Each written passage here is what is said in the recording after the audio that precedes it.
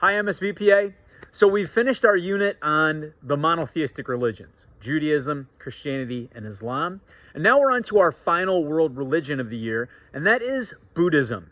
And Buddhism is very different from those three monotheistic religions because it's not really necessarily about the worshiping of a god or gods. It's important to know that Buddha is not considered a god. He's considered a holy man, an important man, but he's not a god to be prayed to or worshipped. Okay? There are many Buddhists that believe in a god or gods. In fact, Buddhism is it actually originated from Hinduism many, many centuries ago. But I'm going to show you two videos about Buddhism. And the first one is about the life of a young man named Siddhartha. And Siddhartha is the person that actually becomes the Buddha. And the second video is about some Buddhist beliefs. So, first of all, we're going to take a look back at the life of a wealthy young prince named Siddhartha Gautama. This is Prince Siddhartha. He was born in the year 563 BC in India, and he was wealthy and powerful. His father hoped he would be emperor of India. He lived his entire life in wealth and luxury, and he never left his palace. When he got to be in his 20s, he started to take small excursions outside the palace walls to where the regular people lived. When he did this, he was shocked by what he saw. He saw suffering and poverty and disease. He met a poor man, a sick man, and a dying man. This troubled him very much. He became frustrated and disillusioned, and he gave away all his wealth, and he left the palace forever, and he began to wander India, looking for a more meaningful way of life. He meditated and fasted for many years, but he fasted so intently that he began to starve. So he knew that this was not good. There had to be something else. Wealth and excess were not necessarily good things, but neither was starvation and poverty.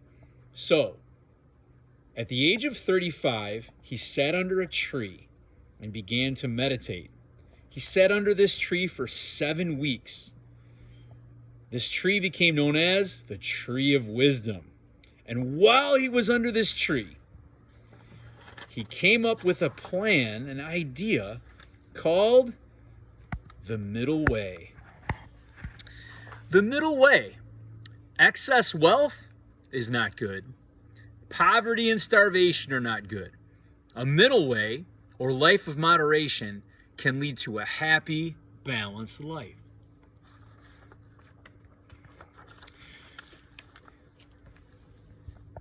So he began to be known as the Buddha, or the Enlightened One. Okay, go back, go to the next one. Nope. Yep. The Buddha was the Enlightened One.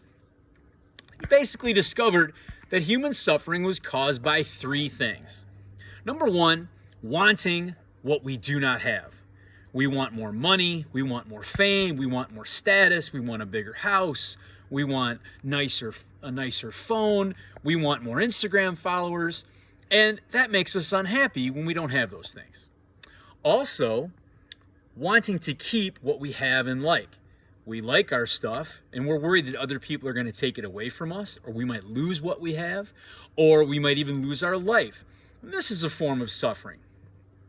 Also, human suffering is caused by not wanting what we have but dislike. If you have a job that you don't like, or if you're in a bad situation, this also leads to suffering. So, the Buddha, the Enlightened One, came up with the 4 noble truths. And one thing he said was, suffering is a part of human life, and it cannot be avoided. He said that suffering comes from our wants and desires. Whether it's for material things, or for status, or for love, or for fame, our desires cause our suffering. He did say that people can overcome their suffering by reaching nirvana, a perfect state of peace. When in nirvana, you're not governed by your passions, your wants, your desires, or your sense of self. You're at perfect balance. And that people can achieve nirvana by following an eightfold path to wisdom and salvation. Please watch the next video to see how the eightfold path works and how nirvana can be achieved. So watch video number 2. Thanks very much.